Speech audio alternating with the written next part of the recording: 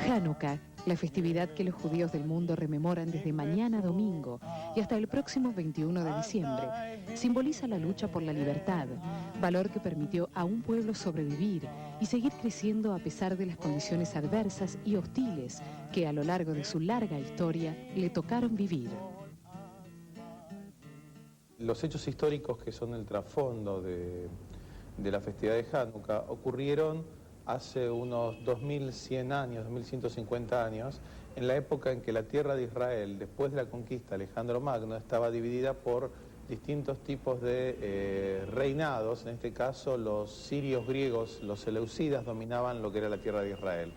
Uno de estos gobernantes incrementó una política de opresión cultural para dominar y conquistar plenamente a todos los pueblos que estaban en su región. Uno de estos pueblos era el pueblo judío, que no aceptaba incorporar una serie de normas y pautas helenísticas que imponían los seleucidas a todos los pueblos que estaban bajo su poder. Según relatan los libros Macabeos 1 y 2, todo cambió para el pueblo judío cuando el ambicioso Antíoco Epífanes comenzó a gobernar la tierra de Judea. Antíoco Epífanes, que el nombre completo era Antíoco Theo Epífanes, o sea, Antíoco, el dios que se manifiesta, no era ninguna persona modesta. Él parece que ya en la antigüedad fue considerado como una persona un poco desequilibrada, y algunos historiadores de aquella época lo llamaban, en vez de Epifanes, lo llamaban Epimanes, o sea, el loco, el maníaco. Antíoco focalizó su odio contra los judíos, dictando leyes específicas contra ellos. Se prohibió el culto en el templo, que fue reemplazado por el culto a Zeus. Se sacrificaban cerdos en el altar del templo, se prohibió el Shabbat, se prohibió el Brit Milá, la circuncisión, y entonces decidieron marchar a una de las localidades, a Modi'in, para influir sobre la gente para que también practiquen estos cultos.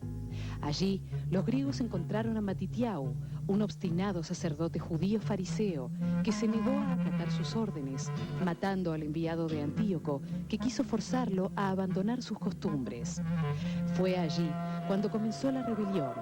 Matitiau y sus 5 hijos, Judá, Eleazar, Yohanán, Shimón y Jonatán, decidieron enfrentar el enorme poderío helénico con la fuerza de su fe como eficaz aliado.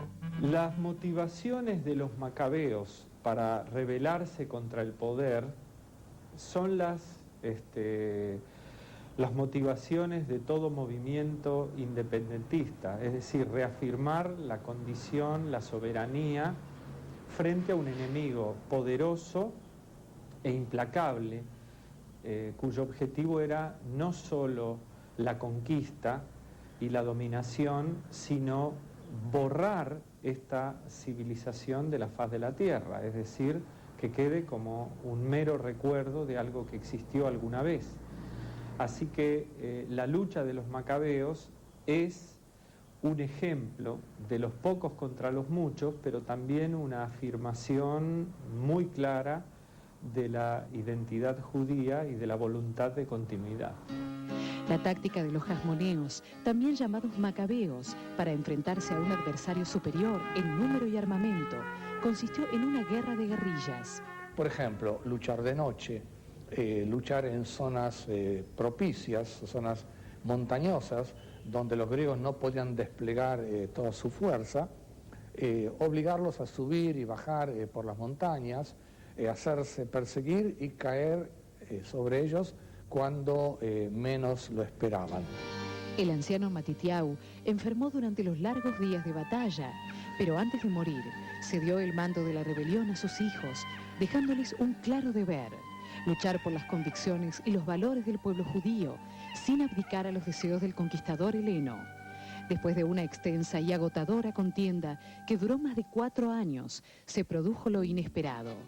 En el año 165 antes de la era común, los jasmoneos, comandados por Judá el Macabeo, vencieron al poderoso ejército de Epífanes, liberando Jerusalén, retomando prácticas judías prohibidas por entonces y llegando hasta el templo sagrado, lugar profanado por los grecos sirios.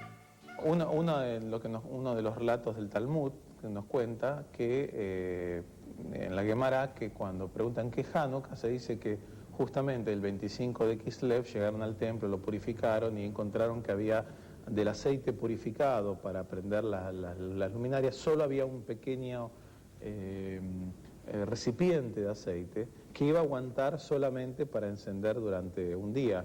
Y duró 8 días, de ahí se conmemora la festividad de Hanukkah durante 8 días. Acá hay valores muy lindos, ¿no? Esta es una imagen de la historia judía. Muchas veces pensamos que teníamos energías para un poquito y el milagro de la existencia judía es que volvemos a revitalizarnos y a vivir e incrementar la luz. Por otro lado, no hay que olvidarse que Hanukkah ocurre cerca del solsticio invernal, que es, digamos, el día más corto del año en el hemisferio norte. Y no es casualidad también todo el tema de la luz, porque en medio de un proceso en que el mundo se hace cada vez más oscuro, que los días se acortan, el deseo nuestro es que la luz predomine y la oscuridad no domine la tierra. Y esto se da tanto desde un plano físico hasta un plano espiritual. El mensaje de Hanukkah es poderosísimo. En este sentido es la lucha de los pocos contra los muchos, de la luz contra la oscuridad, de aquellos que tienen esperanza de que vale la pena seguir adelante a pesar de los riesgos, frente a aquellos que bajan los brazos y se entregan. Nos enseña que en realidad, ¿cuál es la festividad anterior que no cumplió Israel? ¿Con cuál estaba en deuda? Si te acordás en el calendario hebreo, antes de Hanukkah viene Sukkot. ¿Cuánto tiempo dura Sukkot? 8 días. ¿Qué dijeron los macabeos? Bueno, cumplamos aquella que debimos haber cumplido y no lo pudimos hacer. Sukkot 8 días, Hanukkah 8 días, pues 8 días. Ahora, igual a mí lo que me importa del concepto del milagro es que hay un momento en el año en que los hebreos debemos preguntarnos qué es un milagro. ¿Existen milagros? Y nosotros decimos que sí. ¿Qué es un milagro? Milagro no es todo lo sobrenatural que pasa, sino lo natural. Que nazca un bebé es un milagro, que una pareja elija amarse es un milagro, que una persona esté dispuesta a abrir su mano para darle a un otro que no conoce es un milagro. Y